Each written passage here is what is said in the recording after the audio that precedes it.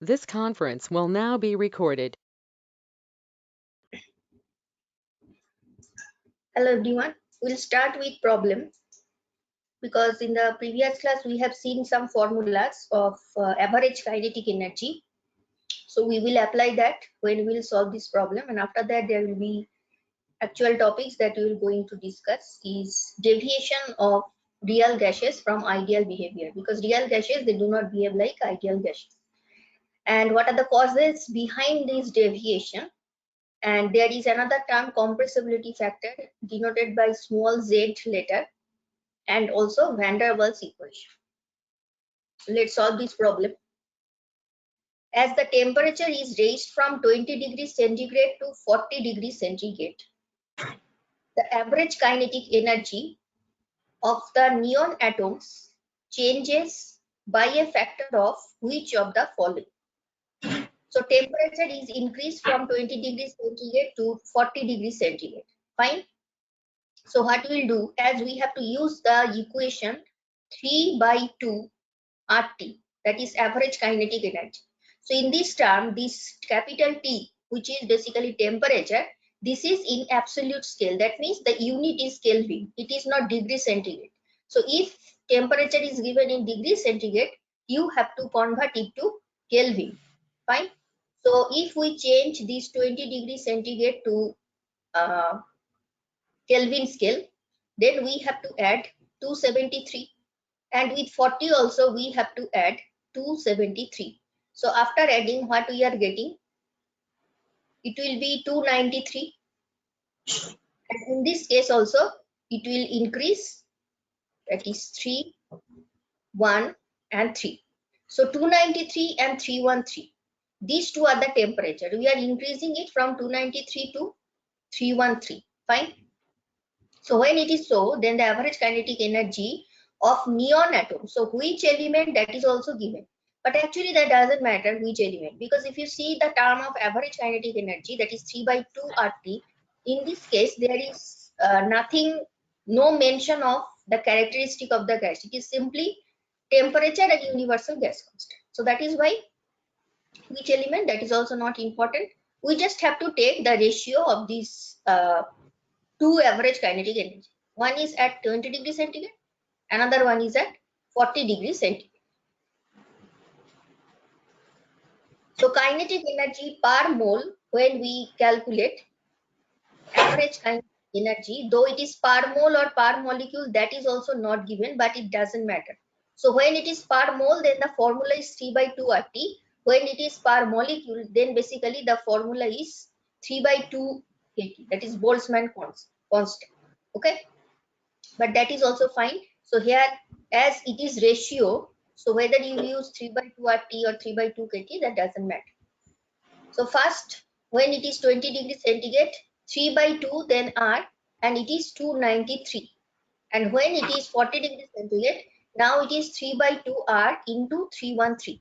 So as we have to take the ratio, first kinetic energy 2 and then kinetic energy 1. So this is 2. So 3 by 2 and R, this portion is common, right? So these two will be cancelled, and ultimately we are left with the ratio 313 divided by 293. So it is matching with which option? It is matching with option C. Okay. Next problem.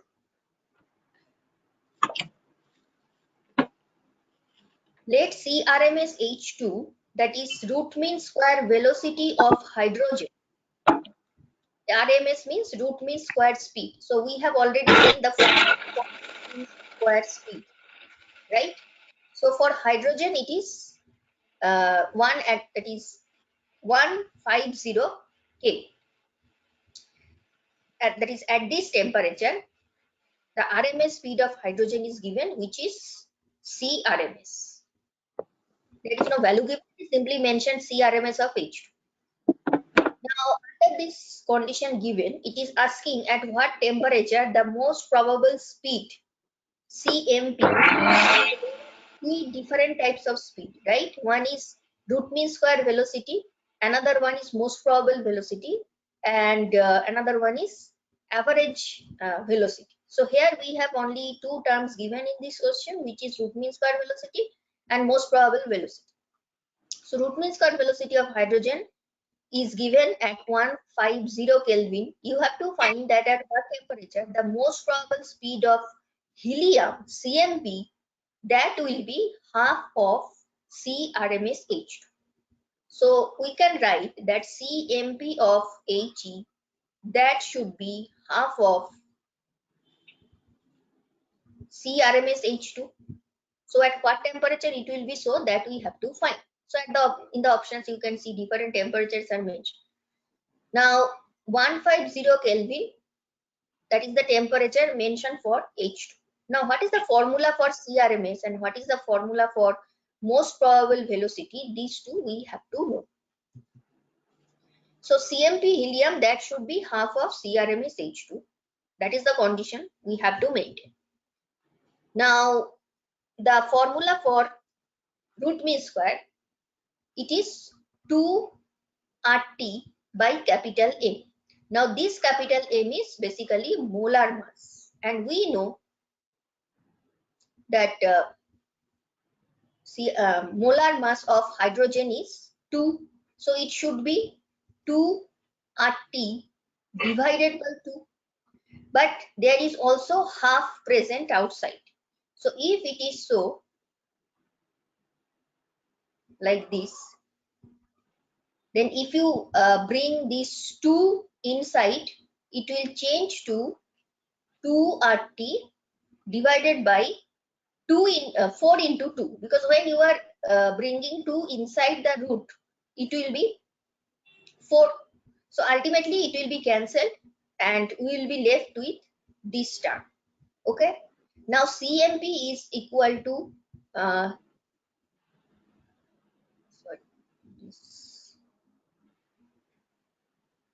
yes, it is fine.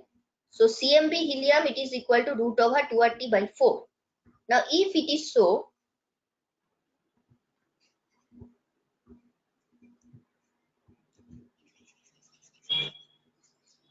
now we will put the value of root mean square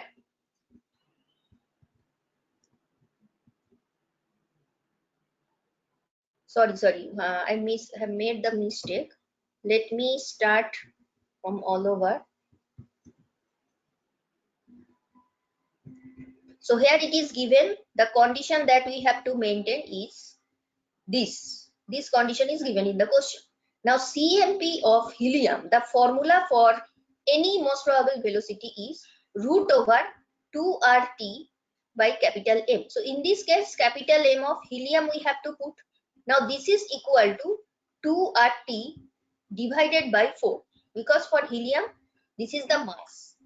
So in the left hand side we will write root over 2RT by 4, and in the right hand side the formula for root mean square is root over 3RT by capital M. So this is equal to basically root over 3RT divided by 2, because that is the molar mass of H2 molecule. Now if it is so, next one by one if we put it, so CMP of helium is root over 2RT by 4 and CRMS of H2 is root over 3RT by 2, as I have written here already. Okay, so this is fine. 2RT by 4, you can also write it root over RT by 2. But if we put here the value of T, because this T is basically given, this T is not known, right? So 3RT by 2, for hydrogen this T is basically 150. Read the first statement. So we will put the value 3R into 150 divided by 2. So if you simplify it, it will be ultimately root over 2 to 5 R, universal gas constant. So you don't have to put R, because when you will write in this equation, the first equation, obviously both side R will be cancelled. So you don't have to put the value of R. And here I am writing the superscript TH2, and this is for THE, because these two T are not same. So we should not use same later. So ultimately root over 2RT by M, this term we are getting from CMP of helium, and root over 2 to 5R, that we are getting from this side. Now it is basically half. That is half. It is basically. If we do this calculation and if you remove this root sign, ultimately what we will be getting? We will be getting that T is equal to 112.5. Okay. So here it is matching with which option? It is matching with option B. Fine. So here it is T by Q.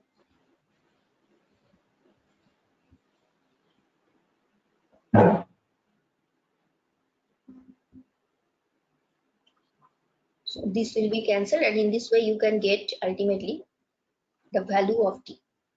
Okay. 225 divided by T, 225 by 2.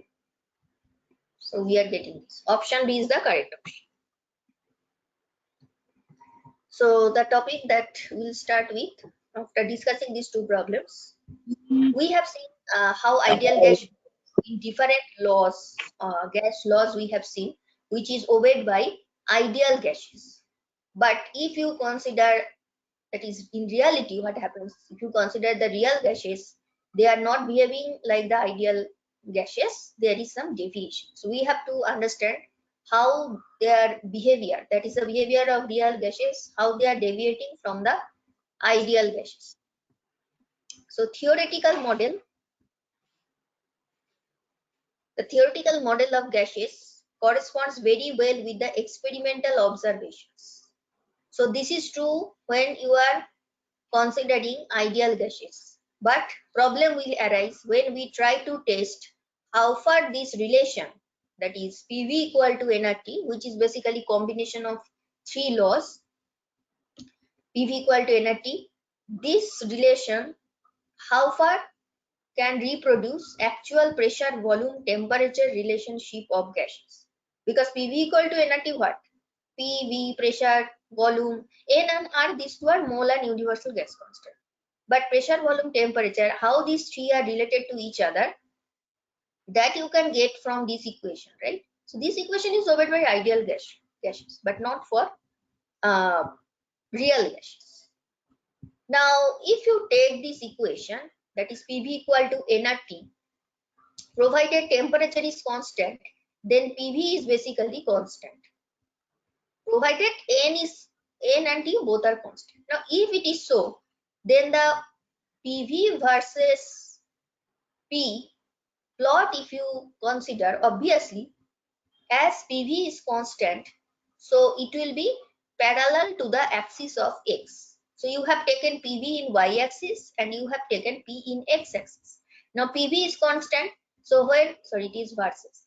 When you are considering the plot of PV versus pressure, obviously it will be straight line. So if you can remember, this type of graph we have already seen when we have discussed Boyle's law. So this is true for ideal gases. According to Boyle's law, we should get straight line parallel to x-axis. So you have taken pressure in x-axis and PV, this product, in y-axis. But what happens when you consider real gases? There is actually some deviation. So PV in y-axis, P in x-axis, the straight line that you are seeing, that is actually for ideal gases. But if you take some gases, like here we have taken 4 gases, carbon monoxide, methane, CH4, then hydrogen and helium. So you can see how they are deviating from the ideal gas straight line. And also we have another graph which is P versus V. So we know as P is inversely related to volume, so that is the reason the nature of the graph is like this. But here you can see from these two lines, the red line is for ideal gas and the blue line is for real gas. So here also some deviation is observed, and when it is observed, mainly see up to this, in this region, it is almost, these two lines are merging with each other. But as you are moving towards higher pressure zone, now gradually the deviation, the gap between the two lines increase, right? Now why it is so? It is because of this deviation. So you can say that when pressure is low, these two are, that is real gases, are behaving closely to ideal gases, but not when pressure is high. So this is for the right hand side graph, and if you consider the left hand side, there is some deviation. Now, if you consider CO and CH4, for these two gases, the deviation, there is some similarity between these two, isn't it? Because if you see, at first, CO is towards the negative axis of PV, and then gradually it is increasing. Similarly, if you consider methane, it is highly deviated towards negative because this is negative side, this is positive side of PV, and then again it is increasing. But if you consider H2 and helium, these two are always towards the positive axis. There is no negative deviation, right? So two types of deviation we can consider here.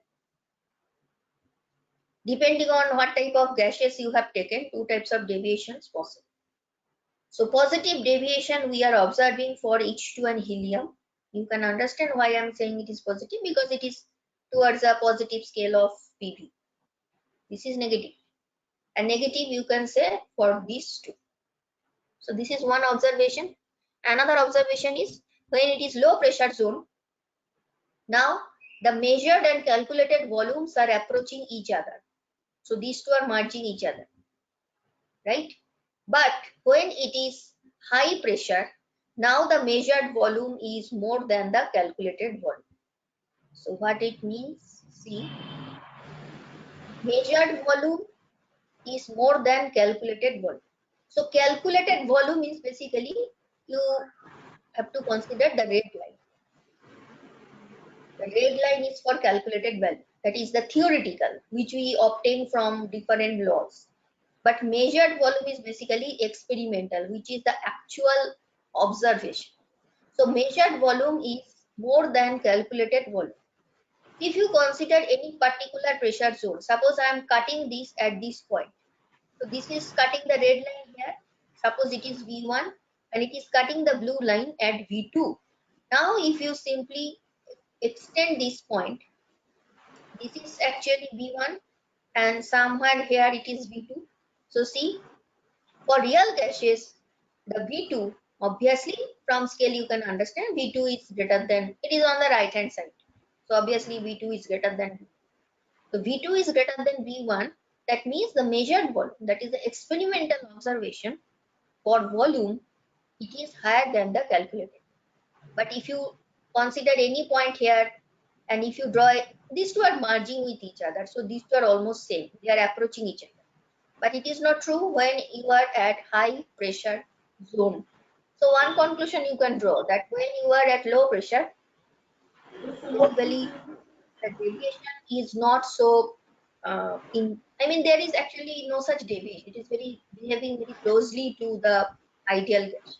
But when it is high pressure zone, now the experimental value for volume, that is obviously higher.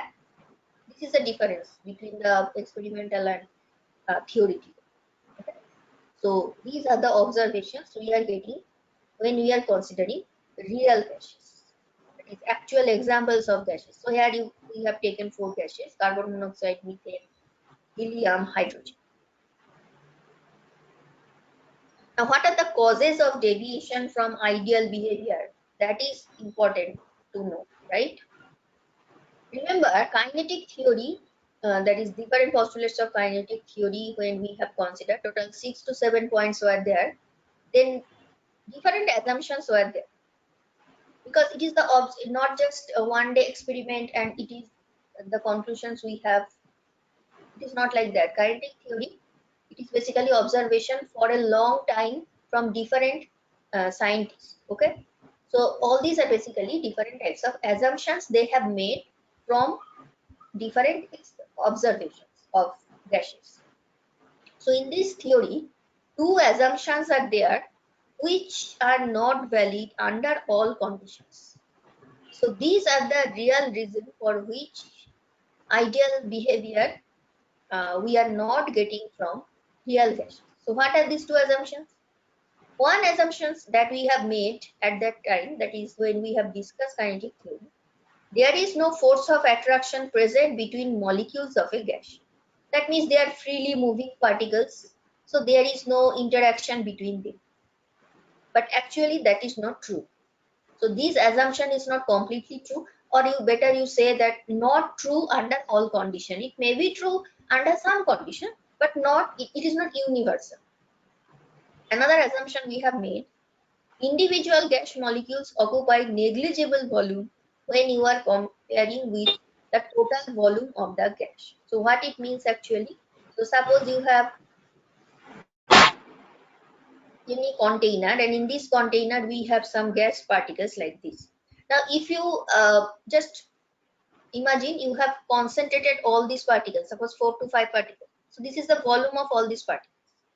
Now this volume compared to this volume of this total container, that is a space available for these particles. So this volume compared to the total volume availability, obviously this is negligible. That assumption also we have made. But this may not be true under all conditions. So these two assumptions we have to check again. That is when they are not valid.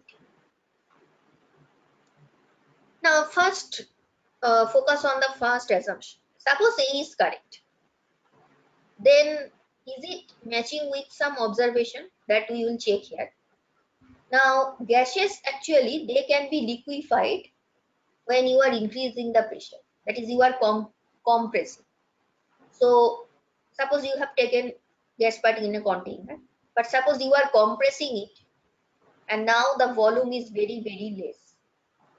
After compression, the volume is very less.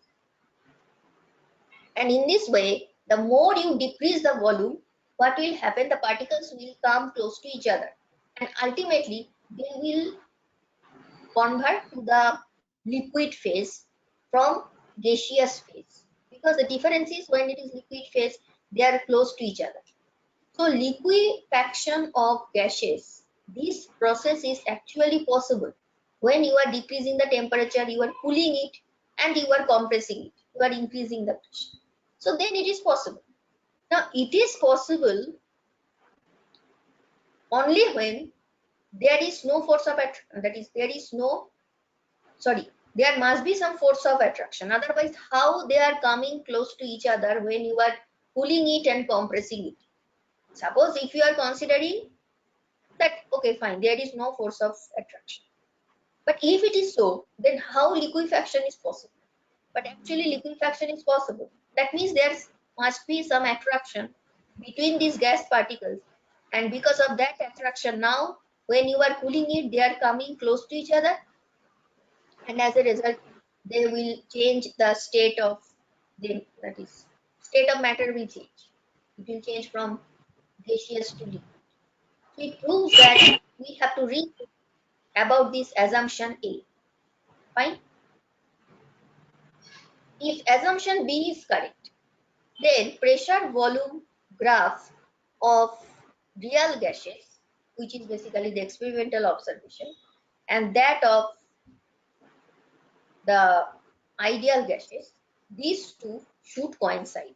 That is pressure volume graph. But remember, in the previous slide, what we have seen, the pressure volume graph, it is not coinciding. It is coinciding only when the pressure is low pressure zone, it is coinciding, but not this high pressure zone.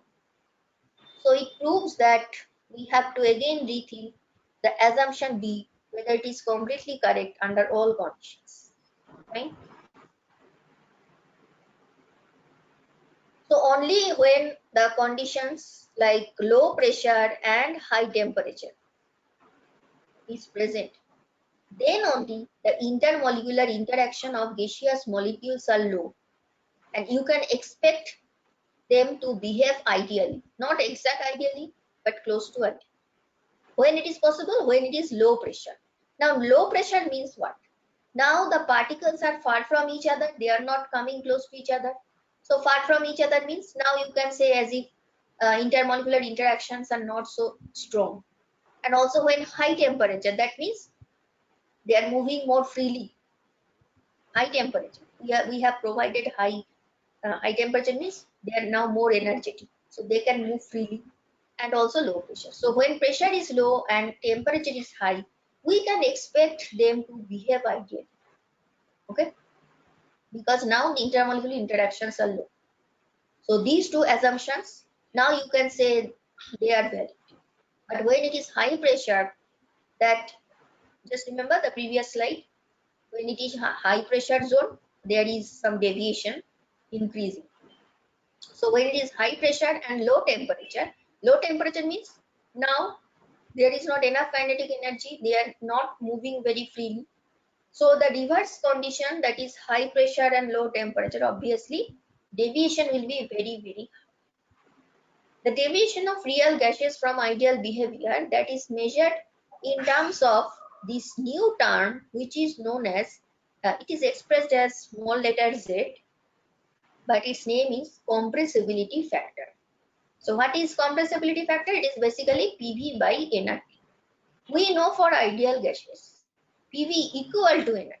That means if these two are equal, then PV by nRT, that must be equal to 1.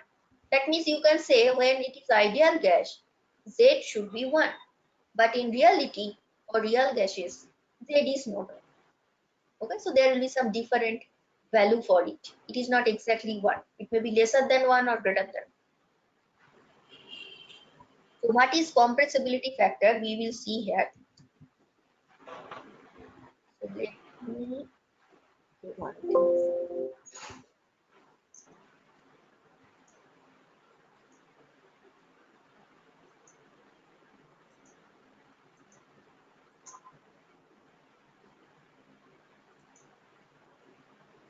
So first I will focus on this graph that is mentioned here.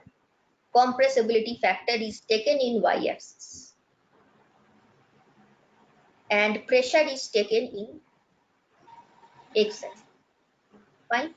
So this type of deviation we have seen, remember,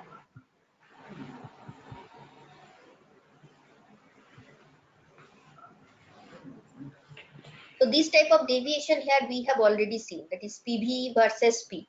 Now same type of nature of graph you will also get here for when you have taken Z. Here we have how many gases? H2, helium. So these two are shown with the dotted line. This is basically N2. This line is for N2. This one is for hydrogen. Okay? The two dotted lines, these two are for H2 and He. And we have N2. Then we have methane, and we have CO2. Not all the gases same that you have seen in previous plot. Here some new gases are also you can see. So for ideal gases, Z is 1, and at all temperature and pressure, you can expect this line. See, Z is 1. So look at this scale, it is simply 1. If you move upper side, it will be towards positive, and towards this side, sorry, it is not positive, it is basically more than 1. And if you move downward, it is basically less than 1. Okay, so for these two lines, that is these two dotted line, if you see, then Z value, it is towards greater than 1 zone. But for these three gases where there is some similarity, so when the pressure is low, there is some, they are moving towards this direction, that is towards lesser than 1 value, that zone. And then again when pressure is increasing, then they are moving towards the greater than 1 zone of Z. So this zone is Z less than 1 and this zone is Z greater than. Try to understand the difference. So when a gas deviates from ideal behavior, obviously Z value will no longer be unity. There will be deviation, but two types of deviation possible, positive or negative.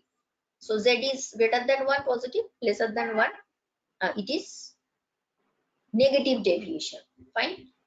Z value is not negative, but nature of deviation is negative. Z value is lesser than 1. Some fraction will be there. Suppose 0.9, 0.8, 0.5 like this. So for all gases, when they are at very low pressure and very high temperature, the compressibility factor approaches to unity. Remember in the previous slide what we have seen? Only under this special condition, low pressure and high temperature, this condition where intermolecular interaction is very low, you can expect some similarity between real and ideal gases, because now the Z is approaching towards unity and there is some tendency to behave ideally. But as you are moving towards high pressure condition or low temperature condition, now the deviation will increase. Fine. Next we'll see one more new term which is known as Boyle point. Now Boyle point for different gases obviously different. So here we will take nitrogen gas to understand this Boyle point. Here also pressure is taken in X, but we have chosen only one gas, which is nitrogen. In the previous plot, nitrogen line you can see it is only at a particular temperature. But in this case, for the same gas, 4 different lines you are seeing, right? What is the difference between these 4 lines? The difference is, you can see here. So the blue line is 220 Kelvin. That is low temperature. Among these 4, this is lowest. Then 273 Kelvin, which is 0 degree. Then 327, that is 100 degree. And gradually the temperature is increasing. So blue to green to yellow to red, gradually temperature is increasing. Now among these 4 lines, this is same compressibility factor Z in y-axis and pressure in x-axis, Z versus P, just like the previous one. But now we have chosen only one gas, not 4 to 5 gases. We have chosen only one gas, but we are just checking with 4 different temperature, at what temperature nitrogen is behaving closely to ideal, just like ideal gases. So among these 4 lines, you just have to see which line is close to this dotted line, because this dotted line is the line where Z is equal to 1. That is absolutely ideal behavior. But among these 4 lines, only the yellow line is close to the dotted line, that is Z equal to 1. So Boyle point is that temperature of a gas where it will behave closely to ideal behavior. Okay, so we can say from this plot that Boyle point of nitrogen will be this temperature 327 and 325, right? Though it may vary depending on different gases, it will obviously not be same. But for nitrogen, we can see here it is 325 Kelvin. And this is the definition of Boyle point, that the temperature at which real gases obeys ideal gas law over an appreciable range of pressure. Over an appreciable range of pressure, that is known as Boyle temperature or Boyle point. Now it will vary obviously with nature of gas. So for nitrogen it is shown here.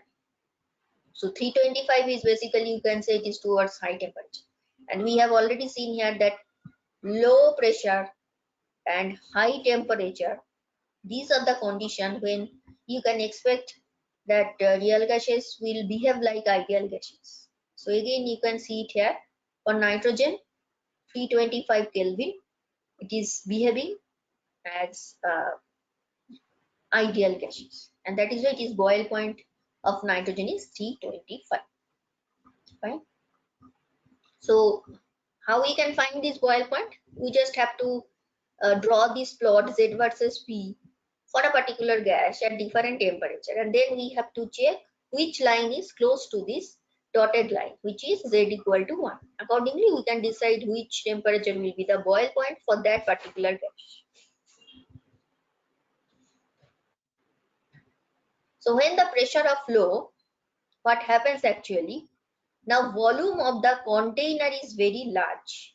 That is availability, space availability is very high compared to the volume of gas molecules. So as now pressure is low, gas particles are very free, they can move freely to each other.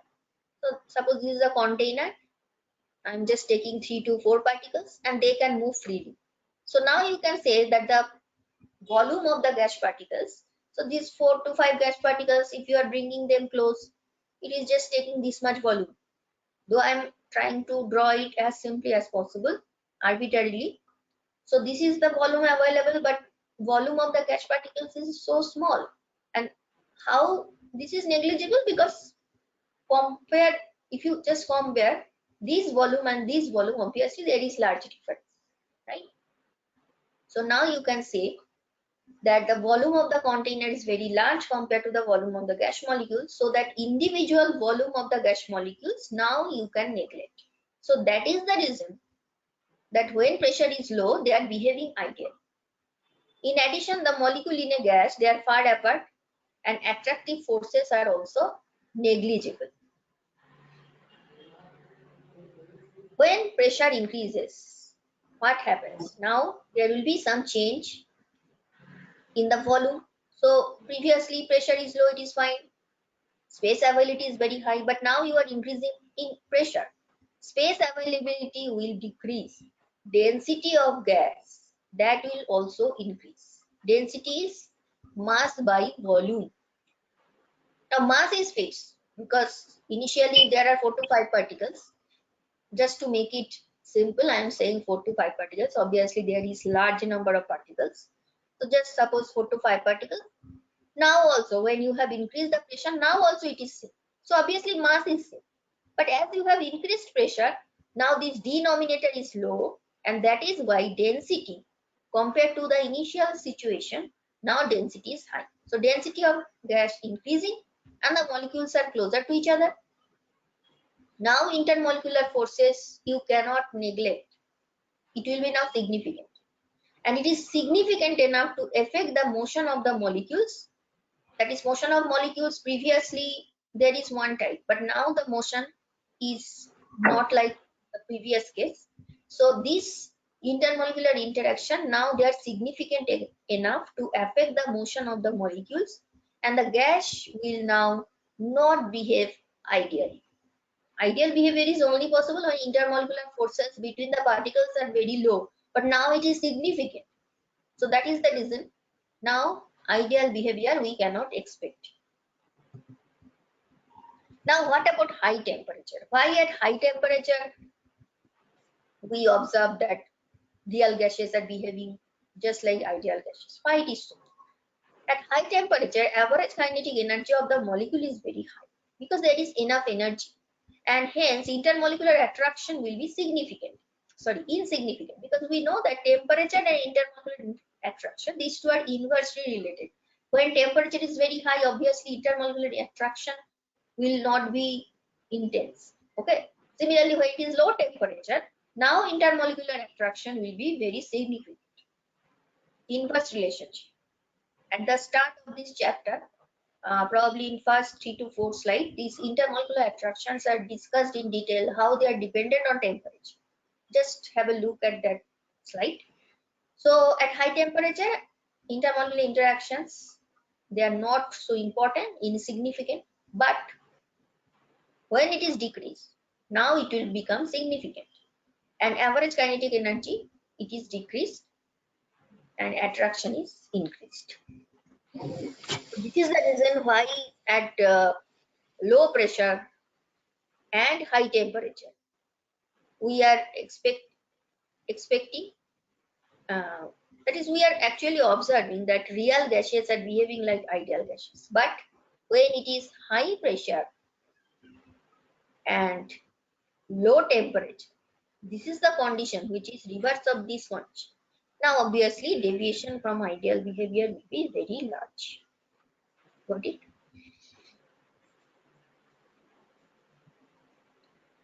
Here we have problem which is based on compressibility factor. Volume of a gas A is twice than that of B. So V, suppose for A we are considering is BA and this is B. The compressibility factor of gas A, suppose it is ZA, thrice than that of gas B. Suppose it is ZB. Temperature same, Under this condition, pressure of the gases A and B for equal number of moles. So here temperature and number of moles, these two are constant. Okay. So VA is twice that of VB.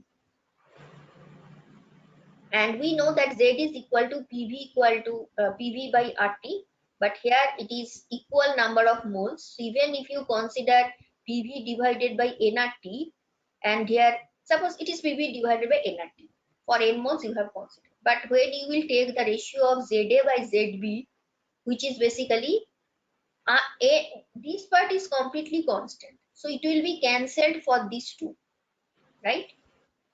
I can also write it. Suppose ZA is equal to PA by nRT and ZB is equal to PB by nRT. If you take the ratio ZA by ZB, this part will be cancelled and you will be getting this term.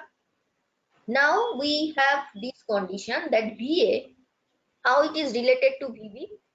VA is 2 times of VB and ZA is 3 times of ZB. So in place of ZA, if you put this, and in place of ZA, if you put this, what will happen? So here we have mentioned in place of ZA, we have written 3ZB, and in place of VA, we have written 2VB. This is the change we have made. But VB will be cancelled, ZB will be cancelled. And now you can get this ratio, which is basically 3 by 2. But if you want to match with these options, you have to write it in this way. 2 PA equal to 3. This is the correct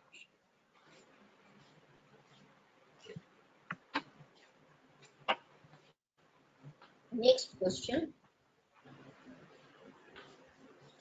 Compressibility factor, that is Z for carbon dioxide at temperature 400 Kelvin, 71 bar, pressure given. This is the value of Z. See, it is slightly lesser than 1. You have to find molar volume of CO2. Now, molar volume is basically the volume of 1 mole. So, it is another way of saying that number of moles N is equal to 1. So, molar volume you have to find. Now, we know that Z is equal to So here I am writing molar volume because it is VMB and N is 1, so I am not writing it RT, right? We have to find volume. So this part is not known. Z is known, T is known, T is known. So you can write it is ZRT divided by T. Now look at the options. Because only by looking at the option, when you will see this unit dm cube, that means it is in liter. And liter given, pressure is given in bar. Now bar and ATM more or less same. Slight difference is there, but it is almost same. So pressure is in bar or ATM. We are considering it same. Slight difference is there, but you can, that is when you will solve the problem, you will get very slight difference, but is almost same. So this R value you have to put it consciously. If you put it 8.314, you will be wrong. So you have to put which value? You have to put 0.082 because this is in liter atmosphere. So then only you can get correct result. Now put all these values.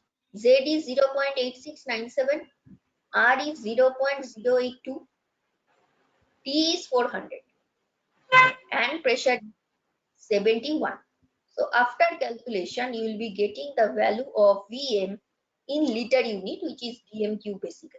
It will be 401. So it is closely matching with this option, 0.41 liter or dm cube. So be very careful about the units of R when you are using this equation of Z, or suppose you are using PV equal to nRT. So you just have to check the other units or which units are given in option. Based on that, you have to put the value of R. Whether you will put it as SI unit or liter atmosphere, that is that will matter. Okay.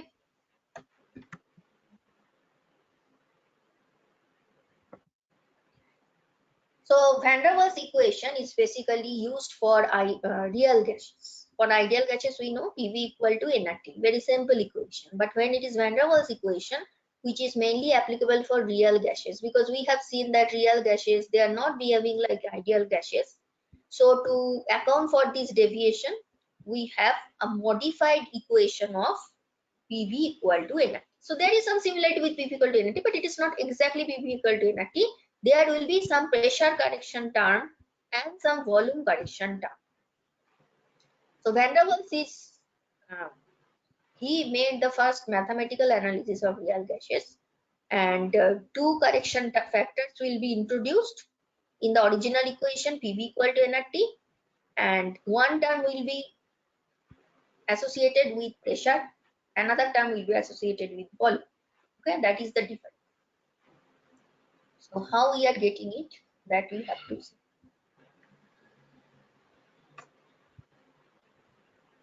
So first we will see pressure correction. So when it is pressure correction, we know that pressure of a gas, it is directly proportional to the force created by bombardment of molecules on the walls of container. That is actually pressure. That is, they are colliding with the walls of the container, and that is why pressure is generated, right? Now speed of molecule that are moving towards the wall of container is reduced by the attractive forces exerted by its neighbors. What it means? Look at this picture. Two different gas particles are shown, right? So suppose if you are considering particle, suppose this is number 1, this is number 2. So when you are considering one, it is not close to the wall. So this is actually the wall, okay? This is also wall, but it is not close to the wall. So the situation 1 is such that it is surrounded by other gas particles, okay, from all sides. So what will happen when there is, that is intermolecular interaction? So this interaction towards left hand side, that will be nullified by the interaction in the right hand side. So now they are surrounding this particle. Obviously there will be some balance. But when the particles, if you consider situation 2, now the particle is very close to the wall. Now this side there is no particles, right? Only this side you have some neighbors. So now the balancing of molecular attraction, that will not happen. So the speed with which the molecule is moving towards container, this speed, it will be slightly reduced by this inward pull of the neighbors. Only this part of neighbors, not other side there are neighbors. So that is mentioned in the second point. The speed of molecule moving towards the wall of the container reduced by the attractive forces exerted by its neighbors, that you can see here in the left hand side. Hence, the measured gas pressure is basically lower than the ideal pressure of the gas. So the pressure that you are expecting, obviously it will be lower than the ideal situation, because in reality this is the case when the particles are colliding with the wall. The forces of attraction experienced by a molecule near the wall, this is directly proportional to square of the density of the gas. Square of density of the gas. Okay. Now as I have said, that is PV equal to nRT, some pressure correction term will be now attached to this P. Now if you are adding something or subtracting something to this P, obviously that should also have the same unit of pressure, then only you can add to it or subtract to it, right? Now this new correction term that you will be seeing now, this is actually A n square by V square, and this will have the same unit of pressure, because otherwise how you are adding it to the observed pressure. So this is observed pressure, or you can say real pressure, and we are adding this correction term so that now it can be equal to ideal, because the observation is saying that it is somewhat reduced. So that is why we are adding this correction term. Now this is proportional to square of density. So here by density we are trying to say it is N by V, that is the number of moles per unit volume, that is actually density, but as there is square, so that is why it is square. So this new correction term, suppose I am writing P ideal is equal to P real plus P correction. Now this P correction is basically inversely related to N square by V square, that is inversely related to density. Now if you remove this proportionality sign, it will be changed to P correction is equal to a constant A, which is proportionality constant.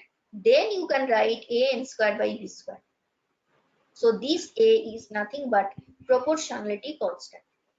And the unit of A, it should be such that after that is associating with the units of moles and V square, the ultimate unit should be the unit of pressure. So in the next slide, we will see what is the unit of A. So remember, A is here proportionality constant. N is number of moles, V is volume of the container. So that is why N by V is density. Proportionality constant. Now this proportionality constant, obviously it is not same for all the gases. Depending on what gas you have taken, it will change, right? So this is pressure correction term. There is another term which is volume correction term. But what should be the unit of A? See, N square means it is mole square. And V square means what? It is liter square. So the unit of A, it should be, there should be a liter minus 2 and moles minus 2. Then only these two will be cancelled. And the unit of pressure should also be there. So these two will be cancelled and it will be remaining with the pressure unit on. What about the volume correction? Though we will not be able to finish it, we have some time. So in volume correction, what happens? Suppose when you are considering ideal situation, which is basically low pressure, what happens? So this yellow region, that is actually the total volume available for the gas. And this is the volume of gas. That is, if you concentrate all the particles together, the volume of the total particles, gas particles, and the total volume available, obviously these two are very different from each other. So this part is very low compared to this yellow region. But when you are increasing the pressure, now the piston, it is, you are dragging it towards downside. So now see, the yellow region is decreased, but volume of gas compared to this yellow part, now you cannot say this is negligible. Now it is significant because volume availability is decreased. So in real gases, you cannot ignore the volume of the gas particles, the total volume for all the gas particles, right? So let us assume that small b is the volume which is excluded from the volume of the container. So if container volume is B, and if you subtract B, this is the available volume for the movement of particles. So B is the volume excluded out of the volume of the container. So in the previous case, we are considering the gas particles, they can move freely in the region, in the space given V. But actually the space available to them is not V. It is actually V minus B. This is the available, because this part you have to exclude. It is their own volume. So it is not available. Okay. So when you subtract this red region from this yellow region, red region is for the small v, yellow region is for the capital V. That is the space of the container. Basically, sorry, V is basically the volume of this total part, red as well as the yellow. But when you are subtracting small v, which is the red part, from the total volume, obviously V minus B, this is this portion, which is the available portion. Okay. So again, I am saying this. When it is initially this total amount, it is V. But when you are increasing, this total is V. But only this part is small b. That means if you are trying to find out this volume, it will be V minus B. Okay, that is mentioned here. Therefore, because of n moles of gas, the volume should be Nb. So now you have to write Nb. A real gas in a container of volume V has only available volume for the movement V minus Nb. If it is 1 mole, it is V minus B. So this van der Waals constant, it is observed that though we are not going to derive it, it is actually 4 times the volume of a single molecule. Okay, this excluded volume is 4 times volume of a single molecule. Just for information, keep it in mind. So ultimately, after considering both the pressure correction term and volume correction term, the equation PV equal to nRT, now it is changed to this format. Now with pressure you have added something, and with V you have subtracted something. Now we have an ideal gas, and that is equal to nRT. If you are considering only 1 mole, then all this N will be changed to 1. And look at the unit. As I have mentioned, the unit of A, it should be liter square. But previous is not par yet, it is liter square, because in the denominator we have liter, so these two will be cancelled, and mole is par square. Okay, so these are the units of A. So if you put this unit of A, basically you will see you are left with only ATM, and that is why you can add to it. And for B, obviously this is liter per mole. Okay, because this is the moles, mole will be cancelled, it will be remaining with the unit liter. So same unit as volume, it should match, otherwise it will be wrong. So if you are that is, you cannot remember the unit of A and B, just consider it in such a way so that it becomes equal to the unit of V and P. Then only you can subtract it or add it. Now this A and B, their values will be changing depending on what type of gases you have taken. Okay, so that we will see in the next class. Today we are at the end of the session. Thank you for listening.